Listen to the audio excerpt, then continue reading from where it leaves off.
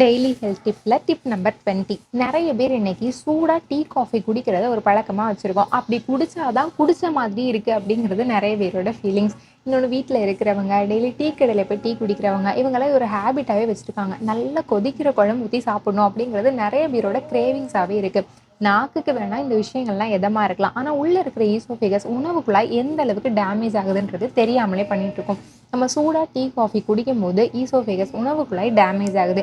இப்படி டேமேஜ் ஆகிற ஈசோஃபேகஸ் வந்து தன்னாலே சரியாயிக்குது. டெய்லி டேமேஜ் ஆகி டெய்லி சரியாகும் போது தப்பாக என்னென்னா ரிப்பேர் ஆகிடுது. ஸோ இதனால் செல் டேமேஜ், டிஎன்ஏ டேமேஜ், இதனால கேன்சர் ரிஸ்க், ஈசோஃபேகஸில் கேன்சர் ரிஸ்க் வரதுக்கு கூட நிறைய சான்ஸ் இருக்குது.